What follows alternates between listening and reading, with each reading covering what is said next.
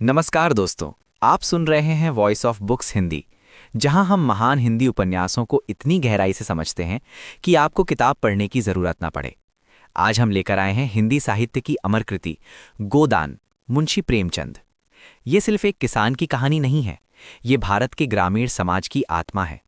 ये कहानी है गरीबी की, शोषण की, परंपराओं की, सामाजिक अन्याय की और एक ऐसे आदमी की जो जीवन भर सिर्फ एक सपना देखता रहा, एक गाय का सपना। हम इस पूरी कहानी को 3 भागों में समझेंगे। आज है पार्ट 1। कहानी शुरू होती है एक छोटे से गांव से। वहां रहता है होरी महतो, एक साधारण किसान। न जमीन ज्यादा न पैसा, लेकिन दिल बहुत बड़ा। उसकी पत्नी है धनिया। धनिया मजबूत है, स्पष्टवादी है।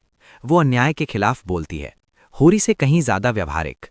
उनका बेटा है गोबर और 2 बेटियां सोना और रूपा। होरी का एक ही सपना है, अपने घर में एक गाय हो। क्यों?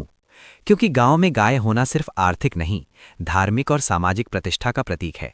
गाय मतलब सम्मान, गाय मतलब धर्म, गाय मतलब सुख। एक दिन उसे मौका मिलता है। गांव का ही एक ग्वाला भोला अपनी गाय बेच रहा है। होरी के मन में लालच नहीं, बस सपना है। वो उधार लेकर गाय खरीद लेता है। लेकिन होरी का सुख टिकता नहीं। उसके 2 भाई हैं, हीरा और शोभा। उन्हें लगता है होरी ने उनसे छिपाकर गाय खरीद ली।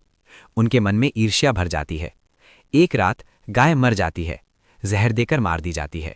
संदेह हीरा पर जाता है, लेकिन होरी अपने भाई को बचाने के लिए झूठ बोल देता है। वो कहता है गाय बीमारी से मरी। वो पुलिस को रिश्वत देता है, कर्ज और बढ़ जाता है। होरी पहले ही गरीब था, अब और कर्ज में डूब जाता है। महाजन, जमींदार, पंडित सब उसका शोषण करते हैं।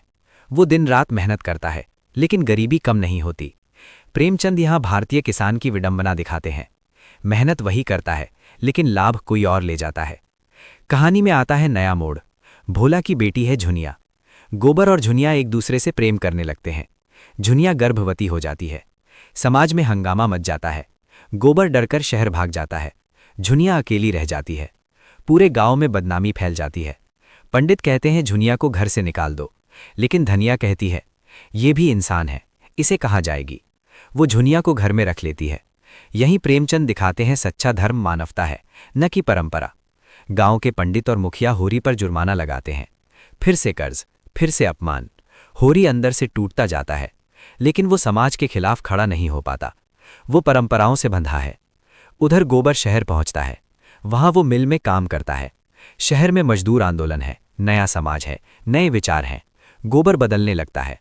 उसे समझ आता है गांव में शोषण है। प्रेमचंद यहां 2 दुनिया दिखाते हैं, गांव, परंपरा, गरीबी, शोषण, शहर, आधुनिकता, संघर्ष, बदलाव। गोबर नई सोच का प्रतीक है, होरी पुरानी व्यवस्था का। होरी हर बार सोचता है अब सब ठीक हो जाएगा, लेकिन हर बार नया संकट आ जाता है। कभी फसल खराब, कभी महाजन की मांग, कभी समाज का दंड। वो टूटता नहीं, बस झुकता जाता है।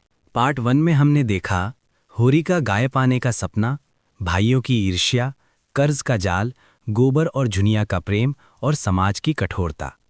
अब पार्ट 2 में कहानी और भी गहरी होगी, संघर्ष और तीखा होगा और होरी की जिंदगी और कठिन।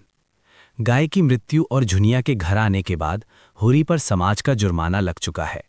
महाजन का कर्ज पहले से था, अब नया दंड भी जुड़ गया। वो दिन रात खेत में मेहनत करता है, लेकिन जो अनाज उगता है उस पर पहले से ही साहूकार का अधिकार होता है।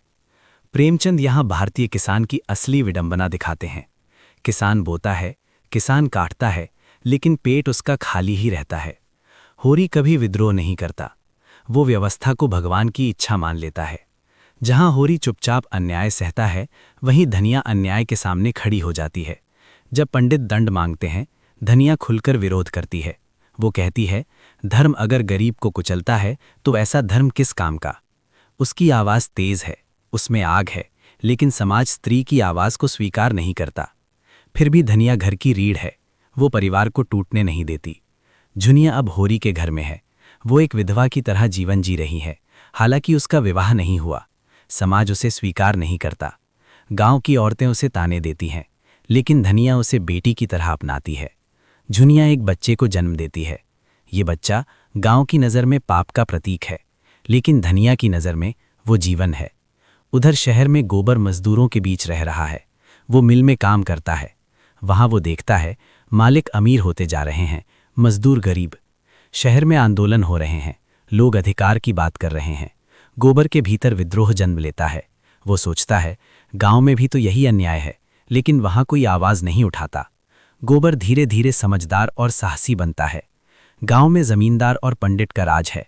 हर त्योहार पर चंदा, हर गलती पर दंड, हर अवसर पर रिश्वत। होरी इन सब के बीच पिसता रहता है। वो कभी सोचता है क्या मैं गलत हूं, लेकिन फिर खुद को समझा लेता है हम गरीबों का यही भाग्य है। यही सोच उसकी कमजोरी है। अब होरी के सामने एक और बड़ी जिम्मेदारी है, बेटियों की शादी। सोना और रूपा बड़ी हो रही हैं। शादी के लिए दहेज चाहिए, कपड़े चाहिए, खर्च चाहिए। होरी के पास कुछ भी नहीं। वो और कर्ज लेता है। हर बार सोचता है शादी हो जाए फिर सब ठीक हो जाएगा, लेकिन कर्ज का पहाड़ बढ़ता जाता है। रूपा की शादी के लिए होरी को समझौता करना पड़ता है। वो उम्र दराज आदमी से शादी तय करता है क्योंकि दहेज कम देना होगा। धनिया का दिल टूट जाता है। वो कहती है बेटी कोई बोझ नहीं, लेकिन गरीबी आदर्श नहीं देखती, वो मजबूरी देखती है। रूपा विदा हो जाती है। होरी की आंखों में आंसू हैं, लेकिन उसके पास विकल्प नहीं था। शहर में गोबर अब आंदोलन से जुड़ चुका है। वो समझ चुका है कि शोषण के खिलाफ आवाज उठानी होगी। वो गांव लौटने का फैसला करता है। जब वो लौटता है तो पहले जैसा भोला लड़का नहीं है। अब उसके भीतर आत्मविश्वास है। वो पिता से कहता है क्यों सहते हो इतना अन्याय, लेकिन होरी चुप रहता है। वो व्यवस्था से लड़ने का साहस नहीं जुटा पाता। यहाँ प्रेमचंद पीढ़ियों का अंतर दिखाते हैं। होरी परंपरा में बंधा हुआ, गोबर परिवर्तन का प्रतीक। पुरानी पीढ़ी समझौता करती है, नई पीढ़ी सवाल करती है, लेकिन सवाल पूछने की कीमत भी होती है। महाजन बार बार पैसे मांगता है। होरी के पास देने को कुछ नहीं। वो खेत गिरवी रखने को मजबूर हो जाता है। अब वो अपनी ही जमीन पर मजदूर बन जाता है। ये किसान की सबसे बड़ी त्रासदी है। जिस जमीन पर वो मालिक था, अब वहीं मजदूर। एक साल बारिश कम होती है, फसल खराब हो जाती है। होरी का मन टूट जाता है। वो आसमान की ओर देखता है, हे भगवान, क्या इतनी भी दया नहीं? लेकिन प्रकृति भी गरीब और अमीर में फर्क नहीं करती। होरी भीतर से थक चुका है, लेकिन उसके सपने अभी मरे नहीं हैं। वो अब भी सोचता है कभी तो घर में गाय होगी, कभी तो सम्मान मिलेगा। उसका जीवन एक अंतहीन प्रतीक्षा बन जाता है। इस भाग में प्रेमचंद साफ दिखाते हैं किसान सबसे ज्यादा मेहनत करता है, लेकिन सबसे ज्यादा शोषित भी वही होता है। धर्म और समाज गरीब पर कठोर हैं। स्त्री की आवाज दबाई जाती है। नई पीढ़ी परिवर्तन चाहती है। गोदान केवल एक व्यक्ति की कहानी नहीं, पूरे समाज का दर्पण है। पार्ट 1 में हमने देखा होरी का गाय का सपना, कर्ज और सामाजिक दबाव। पार्ट 2 में बेटियों की शादी, खेत का गिरवी होना, गोबर का बदलना और शोषण की गहराई। अब पार्ट 3 में हम पहुंच रहे हैं कहानी के उस मोड़ पर जहां होरी का जीवन अपनी अंतिम सीमा पर है और गोदान शब्द अपने असली अर्थ में सामने आता है। अब होरी पहले जैसा नहीं रहा। उसकी कमर झुक चुकी है, चेहरा थकान से भर गया है, आंखों में उम्मीद कम और चिंता ज्यादा है। खेत अब उसका नहीं रहा, वो मजदूर बन चुका है, अपनी ही जमीन पर। सुबह से शाम तक काम, बदले में थोड़ा अनाज। लेकिन कर्ज अभी भी बाकी है। महाजन बार बार याद दिलाता है, पैसा कब दोगे? होरी हर बार कहता है, जल्दी दे दूंगा, लेकिन उसे भी पता है ये झूठ है। इस कठिन समय में भी धनिया मजबूत है। वो कहती है, अगर जीवन भर मेहनत ही करनी है तो डरना कैसा? धनिया के भीतर आत्मसम्मान है। वो झुकती नहीं, वो टूटती नहीं। कई बार वो होरी से कहती है, तुम क्यों इतने डरते हो? जिस समाज ने तुम्हें कुछ नहीं दिया, उसके लिए इतना क्यों झुकते हो? लेकिन होरी का स्वभाव अलग है। वो व्यवस्था से लड़ने की बजाय उसे सहने में विश्वास करता है। गोबर अब पूरी तरह बदल चुका है। वो गांव में रहकर भी शहर की सोच रखता है। वो खुलकर कहता है, बापू, ये सब अन्याय है। वो मजदूरों को संगठित करने की बात करता है, महाजन के खिलाफ खड़े होने की बात करता है। लेकिन गांव के लोग डरते हैं। वे कहते हैं, लड़ोगे तो और मुसीबत होगी। गोबर समझता है, डर ही शोषण की जड़ है। अब बारी है दूसरी बेटी सोना की। होरी के पास पैसे नहीं, लेकिन समाज की नज़र में बेटी को बैठा रखना अपमान है। फिर से कर्ज, फिर से समझौता। शादी हो जाती है। होरी के कंधों से एक जिम्मेदारी उतरती है, लेकिन कर्ज का बोझ और बढ़ जाता है। लगातार मेहनत, चिंता और गरीबी होरी को अंदर से खा रही है। वो खांसता है, कमज़ोर हो जाता है, लेकिन आराम का समय नहीं। वो कहता है, जब तक हाथ पैर चल रहे हैं काम करूंगा। ये वाक्य उसकी जिद नहीं, उसकी मजबूरी है। अब हम पहुंचते हैं कहानी के सबसे मार्मिक हिस्से पर। हूरी का जीवन भर का सपना था गाय। वो गाय उसके लिए केवल पशु नहीं थी, वो धर्म थी, सम्मान थी, मोक्ष का प्रतीक थी। भारतीय परंपरा में मरते समय गौदान करना पुण्य माना जाता है। हूरी सोचता है, अगर जीवन में कुछ नहीं मिला तो कम से कम मरते समय गौदान कर सकूं। लेकिन उसके पास गाय तो दूर, 1 रुपया भी नहीं। एक दिन खेत में काम करते करते हूरी गिर पड़ता है। शरीर जवाब दे चुका है। गांव के लोग इकट्ठा होते हैं। धनिया उसके पास बैठती है। हूरी की सांसें धीमी हो रही हैं। वो धीरे से कहता है, गाय, गोदान। उसकी आंखों में अधूरा सपना तैर रहा है। घर में गाय नहीं है, पैसे नहीं है, लेकिन धनिया समझती है ये उसके पति की अंतिम इच्छा है। वो घर में रखे 20 आने निकालती है, उन्हें पंडित को देती है और कहती है, यही गोदान है। ये दृश्य केवल भावनात्मक नहीं, क्रांतिकारी है। धनिया ने परंपरा को नया अर्थ दिया।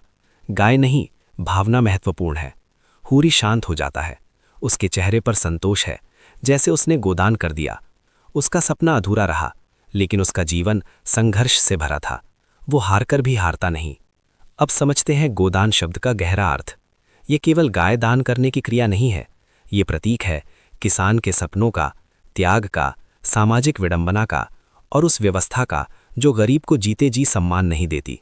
हूरी ने जीवन भर मेहनत की, लेकिन अंत में उसके पास कुछ नहीं था।